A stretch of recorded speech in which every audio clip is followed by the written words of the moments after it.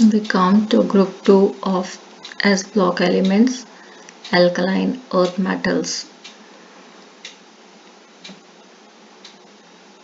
First we'll see this S block element. Group 2 of the periodic table comprises of the 6 elements. They are beryllium, magnesium, calcium, strontium, barium and radium.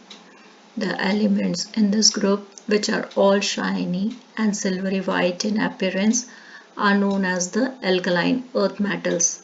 Like the alkali metals, they form alkaline solutions when they react with water.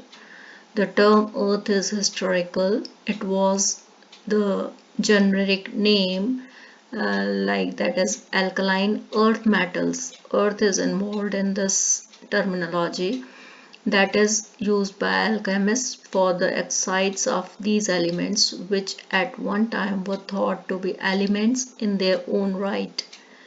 All of the elements of group 2 have 2 electrons in their outermost shell.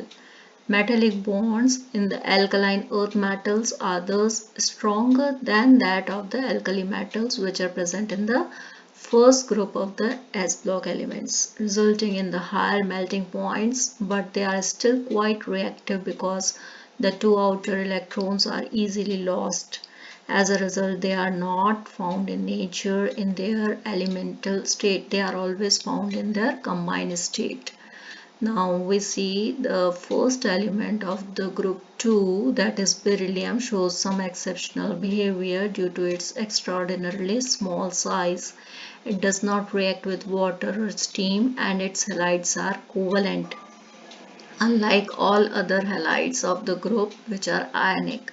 If beryllium did form compounds with an ionization state of +2, it would polarize electron clouds that are near it very strongly and would cause extensive orbital overlap.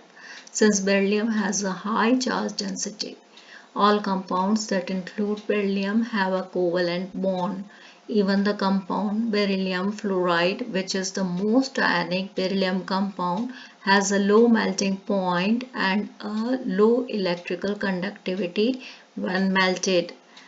All but one of the alkaline earth metals react with the halogens like chlorine, fluorine, etc. to form the ionic compounds. We have seen beryllium is exception, like beryllium chloride is the exceptional because the bonding in it is covalent. All of the alkaline earth metals except beryllium and magnesium also react with water to produce hydrogen gas and their respective hydroxides. However, magnesium will react with steam.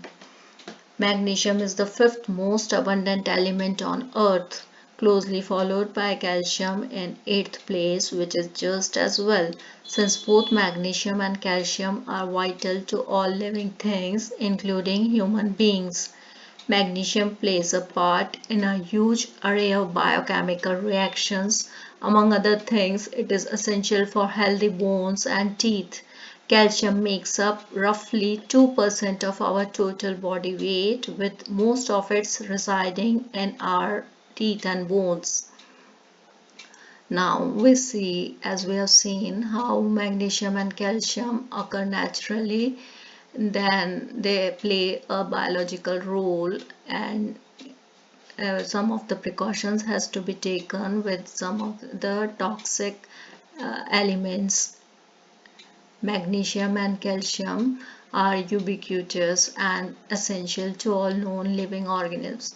They are involved in more than one role, with, for example, magnesium or calcium ion pumps playing a role in some cellular processes, magnesium functioning as the active center in the some enzymes, and calcium salts taking a structural role, most notably in the bones. Then we all know that strontium plays an important role in the marine aquatic life, especially hard corals, which use strontium to build their exoskeletons. This strontium and barium have some uses in medicines also. For example, barium meals in radiographic imaging, whilst strontium compounds are employed in some toothpaste, excessive amount of strontium 90 are toxic due to its radioactivity, and strontium 90, that is again a radioactive isotope of strontium. It mimics like calcium and then it can kill. Beryllium and radium, however, are highly toxic. Beryllium is low aqueous solubility and it is rarely available to biological systems. It has no known role in the living organism and when encountered by them is usually highly toxic. Radium has a low availability and is highly radioactive, making it toxic to life. Now, as we have already seen that the last element of the group 2, that is radium, it is radioactive, and all the discovered alkaline earth metals occur in nature. All the radium occurs only through the decay of chain of uranium and thorium and not as a primordial element. There have been experiments, all unsuccessful, to try to synthesize the element 120, that is the next potential member of the group 2. Then most of the chemistry has been observed only for the first 5 members of the group. The chemistry of radium is not well established due to its radioactivity, and thus the presentation of its properties here has been limited. Now we see the naturally occurring salts of the second alkaline earth metal groups in the form of some of its mineral forms, like calcium and magnesium, are found in nature in many compounds such as dolomite, aragonite, magnesite of the carbonate rocks.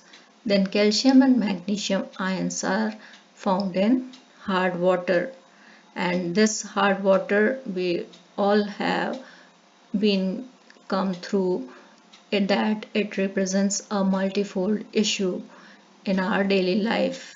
It is of great interest to remove these ions, thus softening the water for its easier, efficient use. This procedure can be done using reagents such as calcium hydroxide, sodium carbonate, or sodium phosphate.